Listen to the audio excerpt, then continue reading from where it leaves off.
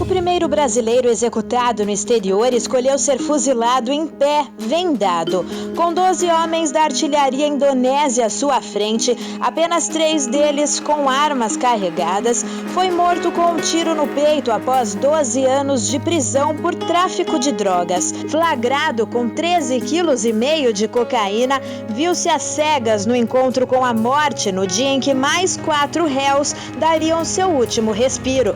Marco Archer Cardoso Moreira, de 53 anos, levou 10 minutos para morrer. Depois teve seu corpo cremado de maneira rudimentar e o nome associado a um dos tipos de punição mais impactantes do mundo. 102 dias depois, Rodrigo Goulart, outro brasileiro, teve o mesmo destino diante do pelotão de fuzilamento. Rodrigo tentou entrar na Indonésia com 6 quilos de cocaína em 2004 e encarou o corredor da morte indonésio por mais de uma década. Antes das 2 execuções, a pena de morte era pouco discutida em território nacional, sendo normalmente relacionadas cadeiras elétricas norte-americanas ou as execuções brutais na Arábia Saudita. Agora, com os 2 brasileiros na lista de vítimas da punição capital, ainda que fora do país, o tema volta à tona e levanta questões relevantes. Executar um réu ajuda a reduzir a criminalidade? Matar um criminoso é agir com justiça? Distribuídos por todos os continentes, 58 países ainda mantêm a pena de morte para punir crimes comuns. Atualmente, estima-se haver mais de 20 mil pessoas condenadas à pena de morte no mundo. Com 32 estados que continuam a sentenciar à morte, os Estados Unidos tinham em 2012 21,6% da população carcerária mundial, segundo o Centro Internacional de Estudos Prisionais do King's College de Londres. Um estudo da Universidade de Michigan indica que 1 em cada 25 condenados à morte nos Estados Unidos é inocente. A China, por exemplo, executa mais de 2.000 pessoas por ano, mas os dados não são acessíveis e o país não aparece no ranking da anistia. Além da possibilidade do erro e da utilização da pena de morte como ferramenta de opressão, outra questão delicada assola o sistema judiciário: a condenação de pessoas com deficiências mentais e intelectuais. Apesar de um cenário ainda desolador, as execuções têm declinado nos últimos anos, mundo afora. Hoje, 140 países são abolicionistas e, em 2013, 22 nações tiveram execuções registradas contra 37 em 1994. Ainda que 2 anos atrás, 57 países tenham condenado a pena capital, 32 deles registraram punições alternativas ou perdões de sentenças desse tipo. Uma campanha internacional em curso tem ajudado a mudar os números. Desde 2008, a Assembleia Geral da ONU tem aprovado resoluções que recomendam a moratória da pena de morte, ou seja, sua não aplicação. China, Irã, Iraque, Arábia Saudita e Estados Unidos são países com o maior número de execuções, sendo o primeiro deles o mais brutal. Mais de 2.000 mortes só em 2013, muitas delas consideradas segredo de Estado. A restrição da liberdade deveria substituir globalmente a pena de morte, exercendo sua função de preparar o indivíduo para retornar à sociedade e dando instrumentos para reintegrá-lo de fato a ela. Na prática, os 2 métodos falharam. Agora é hora de encontrar uma solução definitiva para a sociedade. Será que devemos cultivar a cultura do medo na sociedade? Estamos de volta com De Bem com a Vida. Hoje temos esse assunto polêmico, porque a gente sempre tem uma opinião formada sobre alguns assuntos. Mas muitas vezes, quando você para analisar prós e contra, sempre levando em consideração o país que a gente vive, algumas pessoas até mudam de ideia. É o caso da pena de morte. Às vezes você conversa com as pessoas na rua e acontece uma coisa muito grave, você fala assim, não, essa pessoa merecia uma pena de morte mesmo. Mas depois você começa a pensar no nível da justiça brasileira, em como as coisas acontecem no nosso país. Então é bom que você ouça pessoas que realmente estão acostumadas a trabalhar mais próximas à lei do que nós. justamente para que nós não influenciemos você de uma maneira errônea. Então, nós temos aqui hoje pessoas queridas conosco, temos a advogada civil que é especialista em direitos humanos, a Maria Luísa, que está aqui conosco hoje. Maria Luísa, muito obrigada pela tua participação, pela tua vinda. É muito importante que a gente tenha pessoas de direitos humanos, eles sempre têm uma visão diferente em alguns aspectos e em alguns assuntos. Isso é muito importante. O Emerson Dias, ele é filósofo, está aqui conosco também para dar a opinião dele, para nos orientar nesse assunto. Obrigada, Emerson, pela tua vinda. Vamos mostrar o livro do Emerson depois. Dr. Rodrigo Mério também está aqui com a gente, que já é nosso querido, nosso companheiro aqui de debate à mesa. Doutor, obrigada pela tua vinda. A gente já falava sobre isso na semana passada. E a Bispa Fernanda achou melhor que nós conversássemos mais, porque a gente tem muitas vezes alguns problemas que acontecem aqui no nosso país, que a gente fala assim, não, mas tinha que ter a pena de morte. Então, primeiro eu vou fazer a pergunta básica para todos. Você é a favor ou contra? Então, antes de responder a sua Sem pergunta, se aprofundar muito, só assim o que te vem à cabeça. Não, antes eu tinha um sério conflito pessoal acerca do tema, em razão da minha fé, em razão da minha religião, né? Eu trato com o crime há 13 anos, como promotor de justiça, e já há 7 anos exclusivamente com homicídios na vara do júri de Guarulhos. O que te faz mudar de ideia algumas vezes. Exatamente. Então, quer dizer, eu comecei a ter uma visão que eu não tinha antigamente, mas sempre existiu dentro de mim esse conflito por força da minha religião, da minha fé. Claro que respeito todas as crenças, mas óbvio eu também tenho a minha. E eu passei a estudar mais profundamente essa questão dentro das Escrituras e eu percebi de um tempo para cá que, na minha avaliação, na minha linha, né, na linha da minha igreja, não que as Escrituras ordenem a pena de morte, mas elas também não são contrárias à pena de morte. Exatamente. É algo que ficou a critério dos governos, das autoridades, que são, de acordo com a palavra de Deus, instrumentos de Deus aqui na terra para vingar e castigar o mal. E em diversas passagens bíblicas, seja no Antigo Testamento, seja no Novo, porque tem muita gente que fala isso, isso é coisa da aliança mosaica antigamente, depois no Novo Testamento com Jesus Cristo, etc. Não é mais permitido. Isso é um engano. Isso eu também imaginava, mas eu fui me aprofundar e vi que é um ledo engano. Diversas passagens bíblicas, inclusive do Novo Testamento, não que recomendam, mas deixam claro que é admitida sim. Tá. Juntando as duas coisas, a minha crença e a minha vivência pessoal, lidando com psicopatas em 70% dos casos, né, e sabendo estatisticamente que mais ou menos 70% dos nossos detentos são pessoas com desvio de personalidade, e ouvindo especialistas, médicos, psiquiatras forenses que dizem, dou um exemplo, Dr. Guido Arturo Palomba, um dos mais conhecidos psiquiatras forenses que nós temos. E um dos melhores do mundo, né? Exato, eu tive aula com ele, eu não sei se ele escreve isso nos livros dele, porque talvez seria politicamente incorreto, mas nas aulas ele coloca, psicopata é assim, você prende, tranca e joga a chave fora. Daqui 20 anos, mesmo que ele tenha o melhor tratamento, ele vai sair e vai voltar a delinquir. Aí eu faço a pergunta, vale a pena, então, insistir numa ressocialização de uma pessoa que você já sabe, cientificamente, médico, né, pericialmente, que não tem ressocialização? Entendi. Então, fiz todo esse introito para dizer e para responder. Que hoje, né, eu sou a favor, sim. Eu gostei do introito. Para alguns casos. É a coisa bem claro. do júri, né, o introito. Exatamente. Não vamos esquecer mais. Emerson, eu quero comentar depois o que vocês falaram, mas eu quero saber primeiro a opinião mesmo de cada um. Você é contra ou a favor, Emerson, a pena de morte? Tá. A minha concepção individual é de que eu sou contra. Mais ou menos o que o Rodrigo falou, né? Quando você para pensar, você acha que não seria o melhor caminho, né? Não, eu acredito que você, né, um belo dia você tem uma situação que imagino não deve ser fácil conviver, e você diz, merece, né?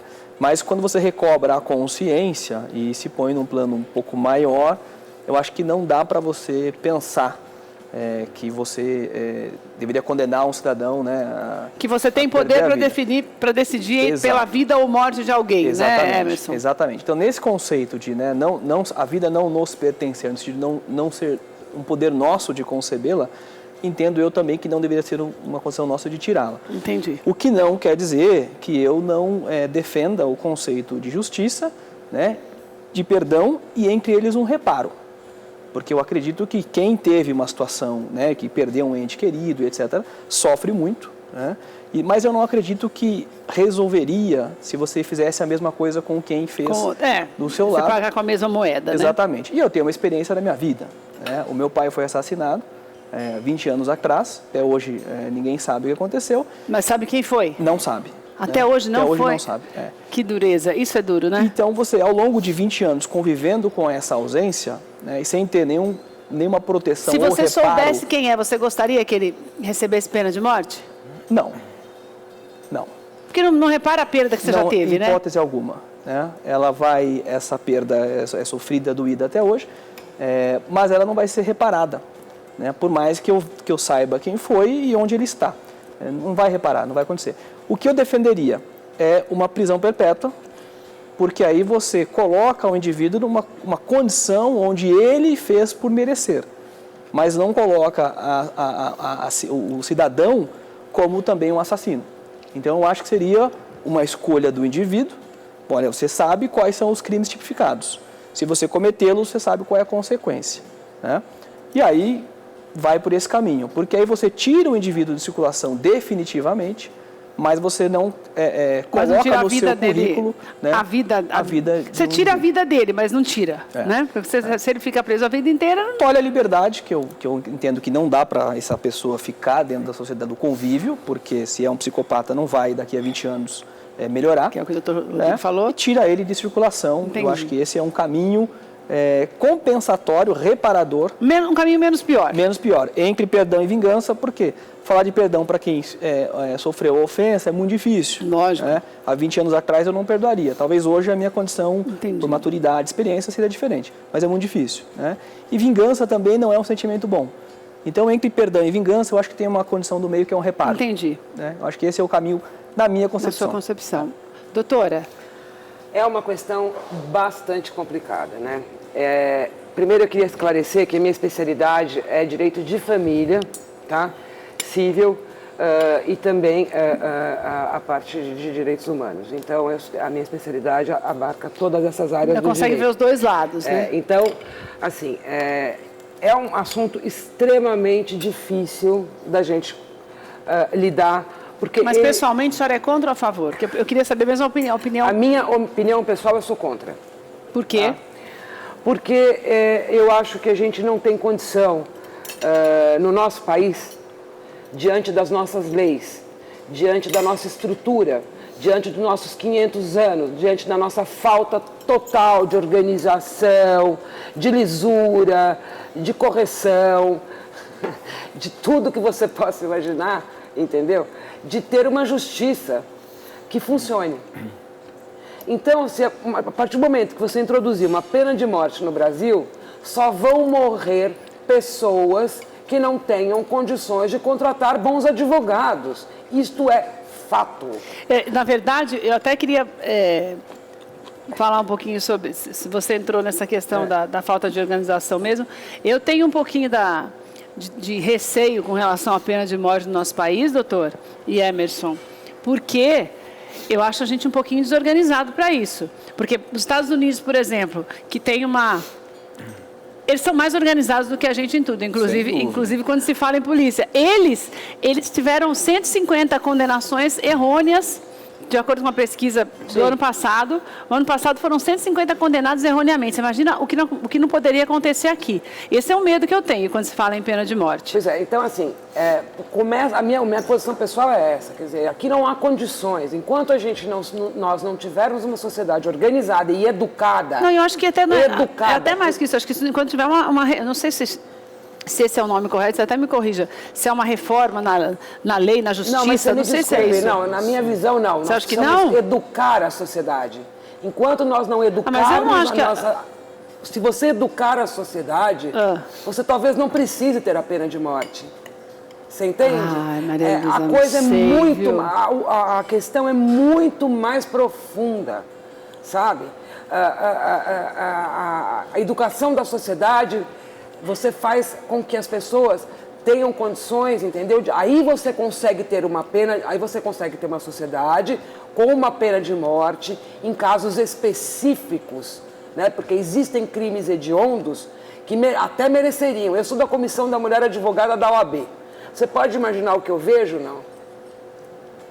É um estupro a cada 11 minutos no Brasil.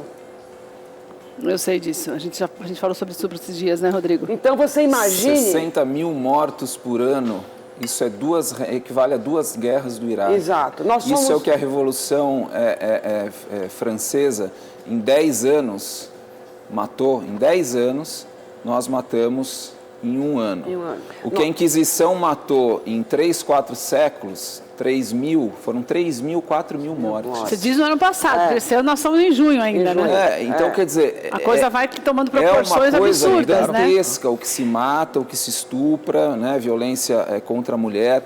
E é o que a doutora falou, né? Mas eu entendo o posicionamento dela. Mas é exatamente por eu ver tanta coisa, a doutora vê muita coisa na comissão da OAB. Imagine, né, nós aqui no Tribunal do Júri. No dia a dia, né? Ontem eu fiz um júri que acabou meia-noite. O cidadão matou uma família inteira, uma das vítimas com 44 facadas, sendo que era amigo de infância. Pois é, tem umas coisas que você fala, meu Deus, esse povo não tem saída para eles, né? Pois é, mas a lei ela é geral. Por isso que eu falo, eu tenho medo daqui do Brasil. Mas aí, obviamente, que não seria para tudo, qualquer caso, né? É lógico. Por exemplo, na minha concepção, eu acho que deveria ser crimes hediondos, mas não só isso. Além do fato eu acho que teria que ser muito regrado, né? Eu creio que deveria ser só para crimes hediondos e, além disso, o cidadão passar por uma avaliação, por um exame criminológico. Não é para ser como na China, sério, né? Que até só o roubo qualificado ele já né? Que são crimes gravíssimos, onde, após a pessoa ser submetida a um exame criminológico e eventualmente ser constatada de que ela tem realmente um desvio de personalidade, uma psicopatia, ou seja, se ela for diagnosticada realmente nos termos que eu falei no início, uma então pessoa sem recuperação...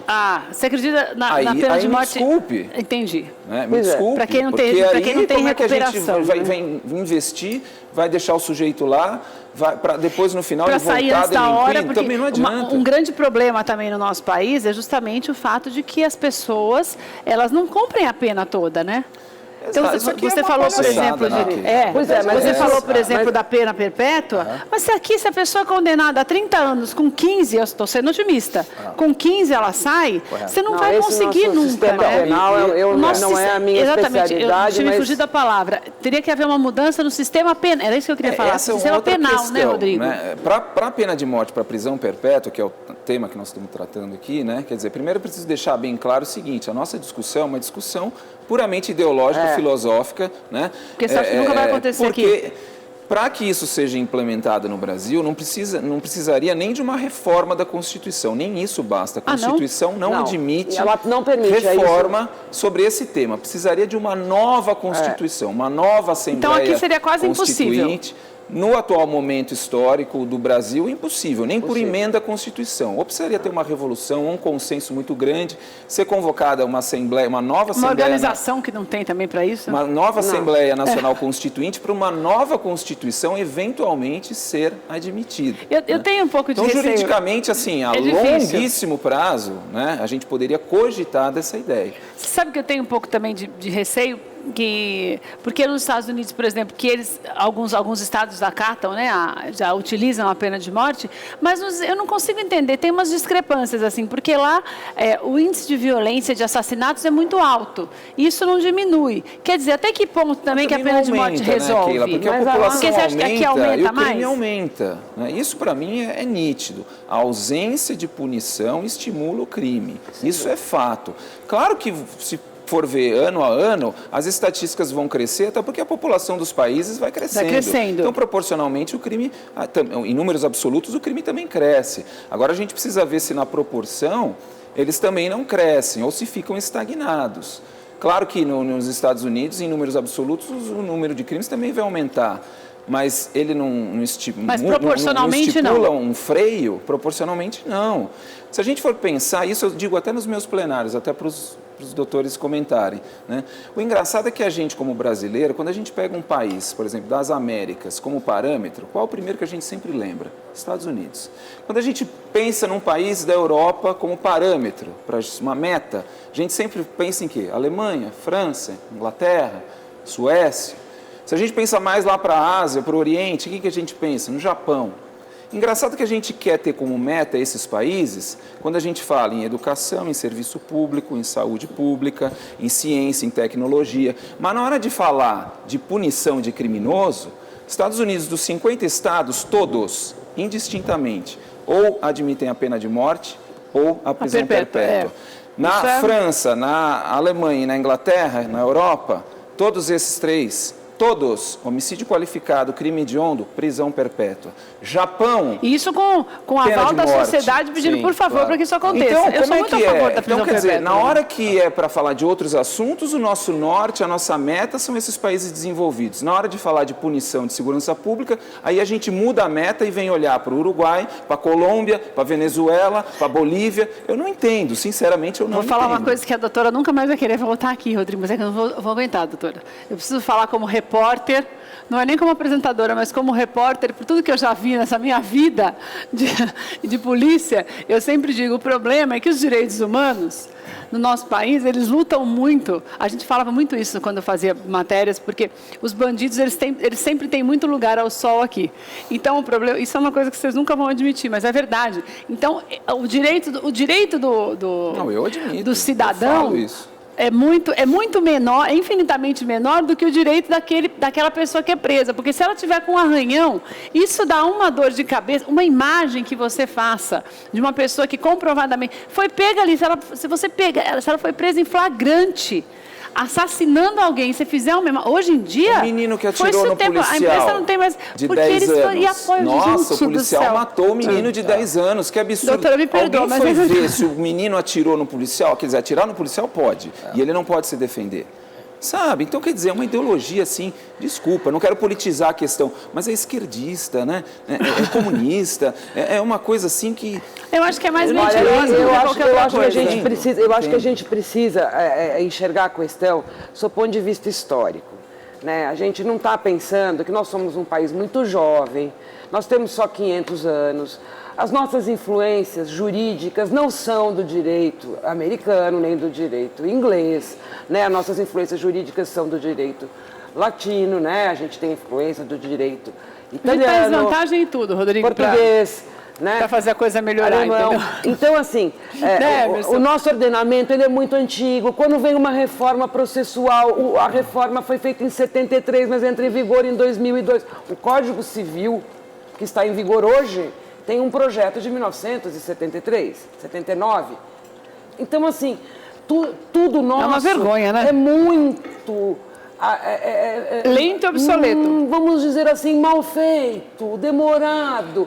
Então, não se coaduna. Os Estados Unidos, por exemplo, ele tem uma cartinha de 3 leis. Cada estado tem sua constituição, é um ente federado, cada estado é uma federação, eles são independentes. Não pode dirigir com 16, no outro com 14. E dá muito mais certo, Não dá para comparar com a nossa legislação, não dá para comparar a legislação americana com a legislação brasileira. Uma pena. Impossível. Lá, os usos e costumes é o common law, evolui com a sociedade. Nós somos diferentes. Nós temos uma Constituição que está escrito assim, no artigo 5º, das garantias dos direitos individuais, tá? Então, não haverá penas de morte, salvo em caso de guerra declarada, nos termos do artigo 84, inciso 20 e 19. Tá? Então, o que é isso? Só no caso de guerra. Você pode matar por crime de guerra. Isso que você disse que é irrevogável. É isso daí, é uma cláusula pétrea, né? Isso é uma cláusula pétrea. Só se você mudar, fazer uma nova Constituição, fazer uma nova Constituição. Você precisa fazer uma outra carta dessa, entende? Então... eu acho que... Gente, sabe, eu tenho muito medo dessas nossas discussões. O problema é que a gente está, na prática, no meio de uma guerra declarada, né? Eu tenho muito medo dessas nossas discussões. E a lei só se discute... Nós vivemos uma guerra civil. né, uma E guerra eu tenho muito civil. medo dessas nossas discussões, porque depois eu vou embora chegando à conclusão de que a gente não tem solução. Me dá uma tristeza, porque não tem solução. Tem. Voltaire dizia. Vou voltar para Voltaire. te dizer onde está a solução. Só um minutinho, doutor. Na educação. Mas daí também é tão, Sim, é um longo remédios, prazo, né? que até lá a nossa geração já morreu, se Jesus não voltar. Tem um Porque não dá pensador, tempo. do iluminismo, Voltaire, que dizia o seguinte, né? Contra as desgraças da vida, você tem duas opções, né? O sono, né? Ou a esperança. E aí depois colocaram-se o sono, a esperança e o riso. E eu já coloco o sonho entre a fé. Muitas porque vezes... se não tiver fé... porque a fé... Mas é que a fé, se você pensar... Está dentro da esperança, né? Está dentro da esperança. E a fé no sentido de que é fé não naquilo que eu não vi, mas fé naquilo que eu quero construir. Que você gostaria que te leva a uma ação. A fé de que a fé que te leva a uma ação, mudar para melhor. Né? Que não espera que vai cair alguma solução milagrosa. Como o doutor colocou, acho que é muito importante esse esclarecimento, né? De que a gente vê na época de eleição, muito político prometendo pena de morte, rever questões que são técnicas, que não podem rever. né? Eu nem sabia que não podia mudar que não isso. se pode mudar. Então, quer dizer, quando alguém não tinha nem ideia disso. abrir a boca na próxima eleição para falar isso, você pode dizer que é um que é mentira. Ou é má fé ou é ignorância. Ou ignorância, isso não se muda. Porque as duas opções são terríveis, então não vote nele. E aí coaduna com o que a doutora está falando, a questão da educação, que de fato a gente tem uma educação de muito baixo nível. E é uma educação que não abre a cabeça do cidadão para o lado do pensamento também, né? Então você aprende ali talvez um pouco de gramática e um pouco de história minimamente, mas também não te ensina a pensar. Então você acaba sendo depois, com certeza, massa de manobra. E aí, na época da eleição, acontece um crime bárbaro, todo mundo vai lá na bravata e leva a opinião pública, não, agora queremos, né?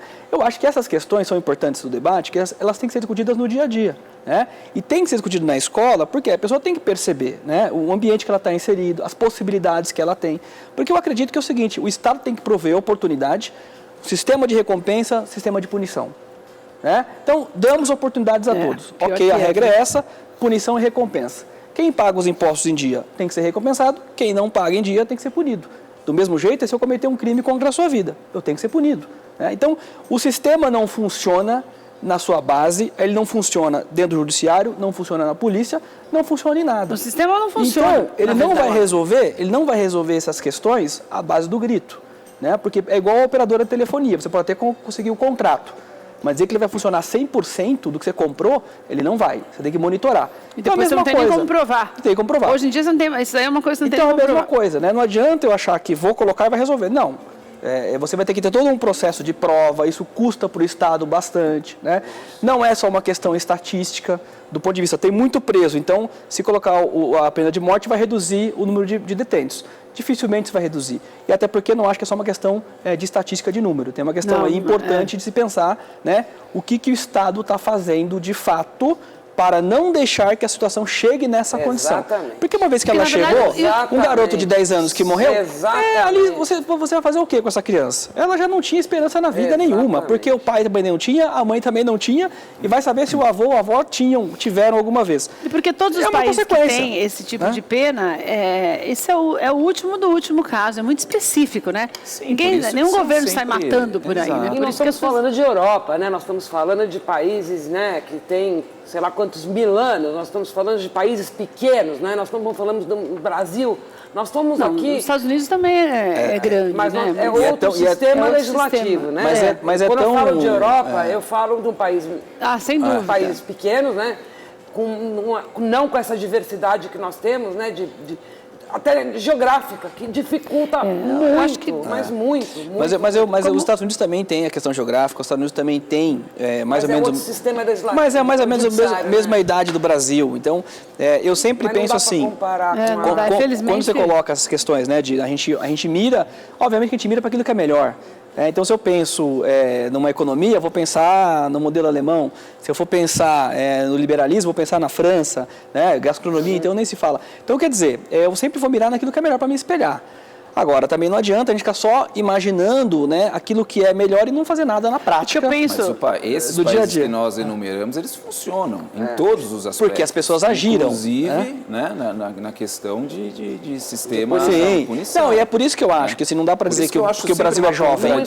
Quando eu me deparo, principalmente num debate, num júri, a pessoa se espelha neste país, né? Aí na hora de falar de consequências de punição, daí aí não, toma daí como não pode. parâmetro outra coisa. E assim, assim, eu sei que existe um custo da pena de morte, etc e tal, que é uma questão complicada, óbvio, séria, mas assim, não sei se já foi colocado, se eu já coloquei em outros programas. Sabe quanto custa, Keila? Nossa, eu sei. R$1.200. Um preso? Não. Aumentou? R$7.000. Como 7 mil? R$7.000 mensais cada preso. Por que 7 mil, Sabe Rodrigo? quanto se gasta? 7 mil? Eu tenho a estatística aqui, tem um livro que saiu recente. R$7.000 mensais por preso, isso para nós mantermos o cidadão lá. Sabe quanto que se investe numa criança no ensino médio e fundamental? Vergonhoso. R$1.000. É um absurdo. Então, quer dizer, você gasta mais com o cidadão que comete crime 7 vezes mais do que na educação para uma escola, na escola para que não haja isso, para que não chegue a esse ponto. Exatamente. Claro que todas essas questões que os doutores estão colocando têm a sua importância. Lógico. O direito penal não é o remédio para todos os males, né? Ele é apenas um remédio que necessita, obviamente, de ação do Estado, da sociedade, por várias frentes. Mas que é fato que a legislação brasileira é extremamente permissiva, que é fato que pessoas não têm recuperação e não há por que, então, investir nessas pessoas. E ainda, né, voltando um pouco ao início, até para os cristãos, né, e 80% da população brasileira é cristã, e se até mesmo o cristianismo não recomenda, mas também não recrimina, por que não se cogitar? Né? Por que não se pensar nisso? Ah, mas a gente vai estar matando uma pessoa, eu vou estar me igualando ao criminoso. Não, senhora.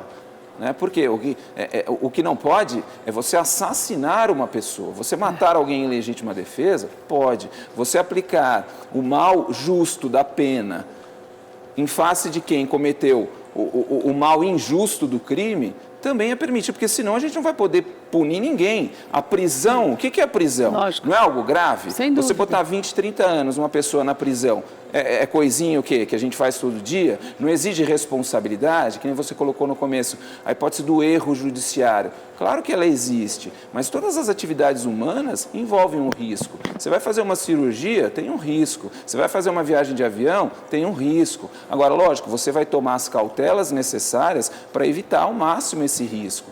Erros judiciários acontecem? Acontece. Se acontece até nos Estados Unidos, não vai acontecer no Brasil. Mas você vai se cercar daquilo que for preciso para que não aconteça, para que aconteça menos, pelo menos. Porque, afinal de contas, ontem eu fiz um júri que o cidadão foi condenado a 54 anos de reclusão. E não vai ficar mais que 20. Né? Ah, então 54 anos de reclusão pode e matar não pode? Mas ele não vai ficar mais que 20. As duas coisas são graves. As duas coisas são gravíssimas. Eu acho essa discussão, eu quero agradecer a participação de você, porque a gente nunca consegue falar tanto quanto gostaria dessa discussão, né, Rodrigo? Mas eu acho muito importante que eu quero falar para você que está em casa. Quando nós decidimos fazer discussões polêmicas como essa no programa, é justamente para que a gente comece a entender que mesmo que seja impossível fazer uma mudança radical como essa, por conta de todos esses entraves da lei, alguma mudança há que ser feita em algum momento para que as coisas não fiquem cada vez pior. Então, são necessárias mudanças? São. Nem que seja para aquilo que o Emerson falou, que é a pena perpétua, que realmente seja cumprida. Por quê? Porque nós estamos chegando num ponto no nosso país em que a lei do tráfico, a lei do morro, a lei dos bandidos, elas estão sendo mais respeitadas dentro das comunidades e até por nós mesmos, por medo. Porque, por exemplo, essa semana nós tivemos aqui, só para encerrar, que eu queria falar sobre isso, tivemos aqui uma moça que era um testemunho de uma moça que era da favela, da favela da Rocinha, e ela até deu entrevista no Jô Soares, ela conseguiu vencer, e ela mora num outro lugar, e até ajuda as pessoas da favela, e depois do programa, eu comentando com ela, já gravei muito lá, com autorização dos traficantes. E ela falou, Keila, você conseguiu entrar lá? Porque hoje ninguém mais entra. Isso não faz muito tempo. A última matéria que eu fiz lá foi há 8 anos. Hoje, nenhuma equipe de reportagem chega no pé do morro. E eu cheguei numa parte que eu nem sabia, que ela me disse que é a parte mais perigosa e que eles menos permitem, que é onde você tem a vista toda do Rio de Janeiro e tal. Então eu fui embora pensando, meu Deus, nós chegamos num ponto que você tem que pedir licença para eles. Para ou seja, então essas discussões elas são importantes para você que está em casa, na hora de votar, se lembrar de que você precisa de pessoas que te representem de alguma forma, em busca de mudanças para que nós vivamos em segurança. Porque o que falta nesse país são pessoas mobilizadas, não é nem lei, porque você já falou isso uma vez aqui, é muito importante, a gente tem leis, só que elas também não são cumpridas. Exatamente. Então nós precisamos de pessoas que lutem pelo nosso interesse, para que as leis comecem a ser cumpridas. Porque se começar a ser cumprida, a gente já resolve uma porcentagem do problema. Sim. E daí, quando você resolve uma porcentagem, você consegue começar a pensar em mudanças mais radicais para algumas coisas, porque daí, como a lei é respeitada, existe uma grande possibilidade até de haver uma diminuição da criminalidade, porque a pessoa sabe que realmente ela vai ser punida, porque aqui não tem punição. Correto. Então, você falou, foi condenado a 50 anos, mas você trabalha com isso, você sabe, em 20 anos ele vai sair, se bobear, e menos. 21 ele já está no semiaberto, mais 9 no semiaberto, 30 anos é o máximo, ou seja, ele ganhou 24 anos aí de lambuja. E vai ficar 15 preso. E se não fugir antes, né? Se não fugir antes, nunca vão nem buscar de medo de encontrar e levar de volta, porque não cabe. Pode estar na esquina que não acha. Rodrigo, obrigada pela tua vinda de novo. Deus te abençoe. Obrigado, boa semana, bom final de semana.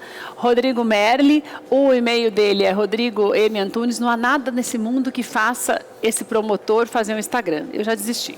Então, você quer saber mais alguma coisa, acompanhar o trabalho dele, você vai ter que buscar no Google, que tem um monte de coisa mesmo. Mas alguma dúvida vai ter que ser por e-mail, porque não adianta. Não adianta. Rodrigo M. Antunes, @mpsp.mp.br. O Emerson, filósofo, está aqui, olha, o inédito viável e o inédito viável na gestão de pessoas. São reflexões e filosofia prática sobre liderança. Filosofia prática sobre... Muito legal. É muito legal porque nós vivemos num mundo tão competitivo e quando você tem a oportunidade de estar bem informado, não só de se informar mais, mas se inteirar mais até na tua profissão, independente de qual ela seja, porque tudo que você fizer na sua vida você tem que fazer com excelência. Desde você varrer uma casa, varrer o lugar onde você trabalha, até você ser o chefe daquela que está varrendo. Então é muito importante que você aprenda a trabalhar de maneira adequada e mais importante que isso, um bom líder é um bom funcionário. O bom funcionário pode ser que não seja um bom líder. Então você precisa aprender, até isso você precisa aprender. E você aprende com pessoas que se prontificam a escrever livros como esse, porque isso é muito importante. Obrigada, viu, Emerson? Obrigado a você pelo convite. Obrigada pela tua participação. Para você falar com o Emerson, também tem o site oineditoviável.com.br e tem também o e-mail ewd@oineditoviável. Nós temos também tudo escrito aí na tela para você. Doutora, muito obrigada. Doutora do nome lindo, Maria Luísa Vaz de Almeida. Também tem o e-mail marialuisa@vazdealmeida e thompson.adv.br. Obrigada, querida. Também está na tela o endereço dela. Obrigada, viu? Olha, deixa eu falar uma coisa para você. Depois do momento de reflexão, é sempre bom que depois que a gente termina esse debate, você reflita um pouco na tua casa, converse com as pessoas. A melhor maneira da gente mudar esse país é quando a gente começa a conversar com os outros, você vai entrando num consenso e aquilo que as pessoas falam, você viu hoje, você ficou sabendo de coisas aqui que nós também não sabíamos, como essa impossibilidade de mudanças da maneira como poderiam ser. Então, são mudanças que teriam que acontecer de maneira diferente para darem certo. À medida que você vai se informando, você também tem embasamento para conversar com outras pessoas e para educar os teus filhos também, para que eles aprendam a crescer bem informados, sabendo a melhor maneira de se comportar e tendo uma educação mesmo que possa mudar esse país. Porque a gente não tem muita esperança agora, mas a gente não perdeu a esperança nas crianças. A juventude está se perdendo pela falta de conscientização dos nossos políticos, infelizmente. Mas nós temos aí novas gerações e é de nossa responsabilidade educá-las também, independente de você ter filhos ou não. Nosso bom exemplo muda a vida de muitas pessoas. E é por isso que a gente sempre discute aqui, porque o teu bom exemplo, independente de você ser pai ou mãe, vai com certeza influenciar o seu vizinho, a pessoa que trabalha com você. Então, seja um instrumento para coisas boas. Você não é a lei, você não é político, você não vai mudar o mundo? Não vai. Mas você vai ajudar nessa mudança, eu tenho certeza. E a Bispa Sônia também sempre tem um pensamento que nos faz refletir, que nos faz parar para pensar e ver, peraí, o que eu estou fazendo de errado, que eu posso melhorar, se não por mim, mas por alguém que está próximo de mim. Se não por mim, mas por alguém que precisa de mim.